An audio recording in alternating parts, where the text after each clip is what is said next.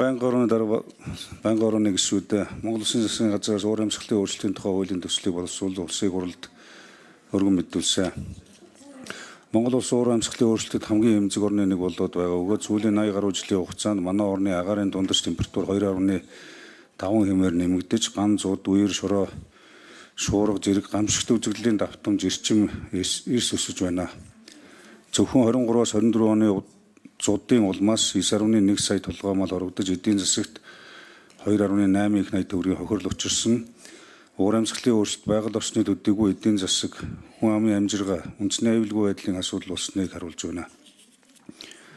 Монгол Улс нэгдсэн үндэсний байгууллагын уур амьсгалын өөрчлөлтийн суурь конвенц болон Парисын хэлцээрийн хүрээнд олон улсын өмнө хүлээсэн үүргээ хэрэгжүүлэх, үндэсний тодорхойлсон хувь нэмрийн зорилттой хангах, ногоон шилжилтийг эрчимжүүлэх шаардлагатай гэж үзэж байгаа. Гэвч өнөө хүртэл уур амьсгалын өөрчлөлттэй холбоотой харилцааг салангад бодлого салбарын хуулиудаар зохицуулж ирсэн бөгөөд нэгдсэн суурь эрх зүйн орчин дутмаг байна. Ийм дэнхүү хуулийн төсөл нь уур амьсгалын өөрчлөлтийг сааруулах, дасан зохицох, даван туулах бодлого, арга хэмжээг нэгдсэн тогтолцоонд оруулах, хүлэмжийн хэмжилт, тайлагнал, баталгаажуулалтын тогтолцоог бүрдүүлэх, ногоон санхүүжилт болон нүүрс төрөгчийн зах зээлийн эрх зүйн орчныг бий болгоход чиглэж байгаа.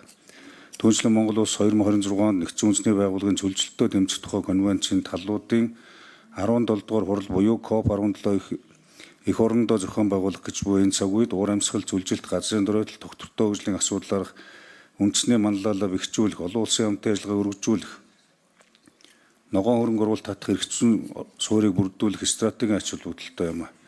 Хуулийн төсөл батлагдсанаар уур амьсгалын өөрчлөлтийн засаглал, салбар дундын зохицуулалт сайжирч, олон улсын санхүүжилт болон хувийн хвшлийн хөрөнгө оруулалт нэмэгдэх, карбон зах зээлийн эрх зүйн орчин бүрдэх, орон нутгийн дасан зохицох чадвар бэхжих, урт хугацааны тогтвортой хөгжлийн бодлогыг хэрэгжүүлэх суурь нөхцөл бүрдэнэ. Иймд уур амьсгалын өөрчлөлтийн тухай хуулийн төслийг хэлцэх эсхийг дэмжиж өгөхийг байнгын орны гишүүд та бүхнээс хүсье.